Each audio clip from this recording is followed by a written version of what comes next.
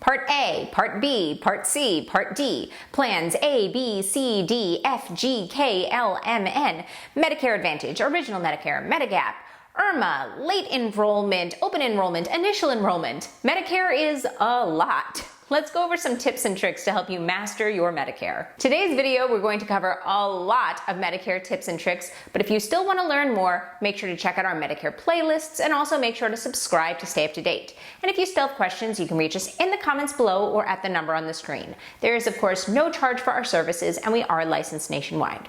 But please make sure to like this video. Now, most people will actually be automatically enrolled in Original Medicare, and you should receive your Original Medicare card in the mail. However, if you don't, make sure to contact Social Security in that 7-month window surrounding your 65th birthday. So this would be the 3 months before, the month of, and the 3 months thereafter. This is your first opportunity to enroll in Original Medicare. Now, if you're maintaining creditable coverage through your employer because you're working past the age of 65, then make sure you go ahead and defer Part B by following the instructions in the back of the card and send it back. Because there actually is a monthly premium for Part B, which many people don't know. And if you're already receiving and maintaining creditable coverage through your employer, then there's no reason to be overinsured and pay for Medicare when you don't really need it yet. So go ahead and, as I said, make sure to follow the instructions and send it back, because if you keep the card, you're going to keep Medicare Part B and you will be charged for it. Now, when you retire, you will lose your coverage, and at that point, it's very important that you enroll in Medicare Part B. Otherwise, you may be subject to the late enrollment penalty. So the Part B late enrollment penalty is 10% for each full year, each full 12-month period where you could have signed up for Part B but didn't. And this is added onto your monthly premium forever. So whatever your premium is, you'll pay an extra 10%. So here's the example provided by Medicare.gov. If you waited 2 full years, 24 months, so if you only waited 23 months, then we would only be talking about 1 full year, and didn't sign up for Part B, you'd have to pay 20% because that is 10% per full year. So that would be $174.70, which is the base monthly premium in 2024. 20% of that is $34.94. So your new premium would be $209.60. Again, this is for each full 12-month period. So if you only went 23 months, that would only count as 1 year. So it would only be 10% instead of 20%. And this gets added onto your monthly premium forever. It's not a one-time penalty. Now, if that's not enough to keep track of, there are also other enrollment periods for Medicare Advantage, also known as Medicare Part C, Medicare Part D, which is your prescription drug coverage, and Medigap, also known as Medicare Supplement Plans. For Medicare Advantage and Medicare Part D, you can first enroll when you initially become eligible. That's that same 7-month window surrounding your 65th birthday. If you don't enroll during this time, you can always enroll during the AEP, which is the annual enrollment period, and it is, of course, every year from October 15th to December 7th. During this time, you can join a new Medicare Advantage plan if you've never had Medicare Advantage before, or Part D. You can switch plans if you'd like, or of course, you can choose to go back to Original Medicare if you so choose. Now, as I said, Part D is your prescription drug coverage. This is very important because Original Medicare actually really doesn't cover prescription drugs. So if you are going the Original Medicare route, you're going to want to make sure you have a Part D plan as well. Medicare Advantage is actually a replacement for Original Medicare. We're going to talk more about that later in this video. And then there's another Medicare Advantage enrollment period that you should be aware of, which is the MAOEP. This is every year from January 1st to March 31st. Now, the difference between this and the AEP is that you can't actually sign up for a Medicare Advantage plan if you don't already have one, but you can switch to a different Medicare Advantage plan, or you can drop your Medicare Advantage plan entirely and switch back to Original Medicare. Something else to bear in mind for Medicare Advantage is that if this is your first year on a Medicare Advantage plan, you're still within that trial right period. So at any time during that first year, you can actually drop your Medicare Advantage plan and switch back to Original Medicare. Finally, there is Medigap, also known as Medicare Supplement Plans. Now, these are entirely different from Medicare Advantage plans, although sometimes people get the two confused. We will discuss that later in the video as well. Now, you can technically apply for a Medigap plan at any point during the year. However, it is in your best interest to do so when you first turn 65 and enroll in Medicare Part B. During that 6-month window, you will not be subject to medical underwriting, which means you can't be charged more or denied. Should you choose to enroll later, then you may be subject to medical underwriting, which means you could be charged more and you could be denied. Now, some states have guaranteed issue regardless of the time of enrollment, and some states do have certain times of the year during which the enrollment is guaranteed issue. So that's definitely something that you want to check out in advance. You need to know if your state is one of those guaranteed issue states or not. Now, one of the biggest things you need to understand about Medicare is the differences between Original Medicare and Medicare Advantage. So Original Medicare has no out-of-pocket maximum. That means there's no limit on your yearly spending if you have major medical bills. Medicare Advantage plans will always provide some type of out-of-pocket maximum. With Original Medicare, your premium, specifically for Part B, is determined by your work history and income, whereas with Medicare Advantage, it's really just determined by the plan that you choose. With Original Medicare, there are set deductibles, copays, and coinsurance because there's no different plans to choose. It's just Original Medicare.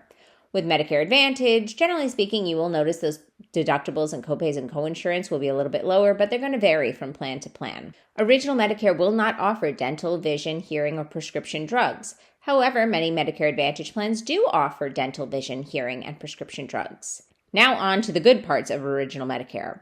For example, Original Medicare does not require referrals or pre-authorization, and unfortunately that is a major issue with Medicare Advantage plans because they are considered managed care plans. So even if you choose a PPO, in which case you wouldn't need a referral, you still need pre-authorization from the insurance company for specific services or treatments that your provider may recommend. So your insurance carrier really does get in between you and your medical care.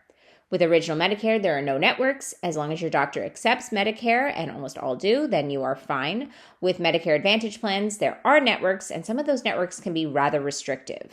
Now let's talk about Medigap. So Medigap, also known as Medicare Supplement plans, fill in the financial gaps of Original Medicare. And they are extremely popular because they're basically like that all-inclusive approach to healthcare.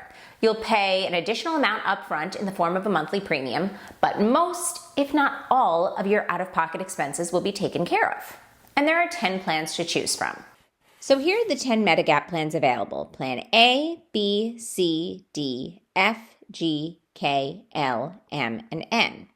And this chart just details what benefits are offered by which plan. Now remember, Medigap plans aren't going to offer additional benefits that aren't already offered by Original Medicare. For example, Original Medicare doesn't offer dental benefits, so you're not going to see that any of these plans offer dental benefits. Instead, what they're going to do is help to cover or possibly entirely cover copays, coinsurance, and deductibles.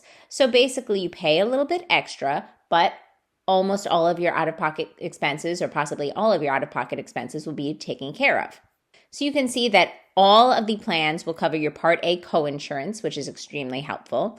All the plans will cover in some capacity Part B coinsurance or copays. Plans K and L are known as cost-sharing plans. So basically, they're going to contribute to these out-of-pocket costs, but Plan K will cover 50% of your cost, and Plan L will cover 75%, and that's just pretty much, generally speaking, across the board.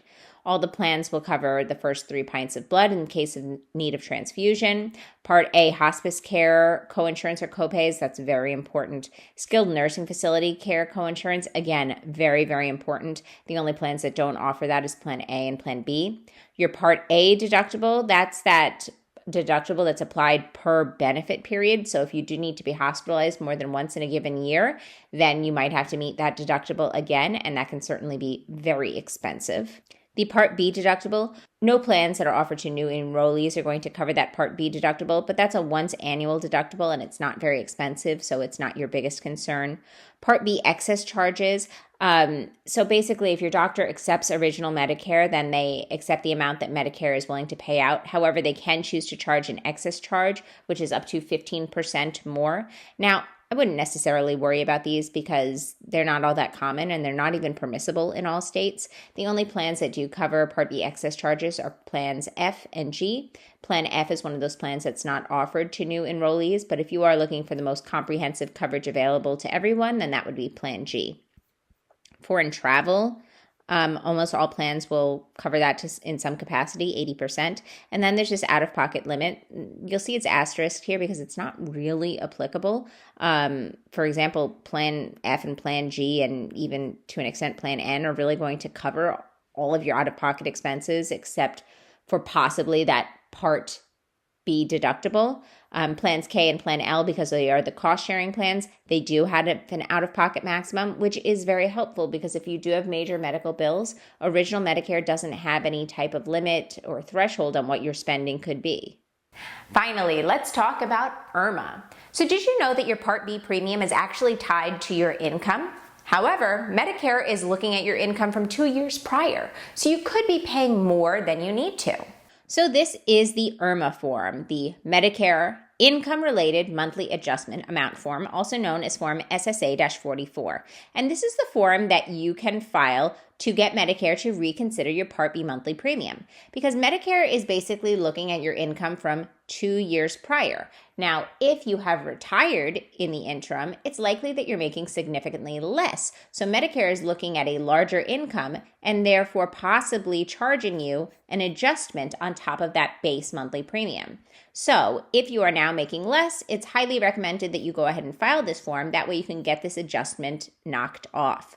So here's how the brackets work out. If you filed as single or head of household or qualifying widow or widower with dependent child, or married filing separately and did not live with your spouse in that tax year, if you made less than if you're rather currently making less than $103,000.01, then you wouldn't have any additional adjustment to pay. You would just pay that base premium of $174.70. If you make more than that, then it depends on the amount, and that would equal your adjustment.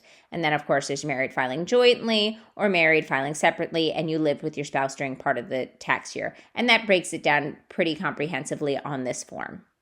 If there are any tips and tricks that you've discovered, let us know in the comments below. And of course, feel free to ask any questions in the comments below or at the number on the screen. As I said, we are licensed nationwide and there really is no charge for our services. As always, thank you so much for watching and have a wonderful day. Bye-bye. If you want to learn more about Social Security and Medicare, make sure to check out this video right here. And please don't forget to like and subscribe. We'll see you next time.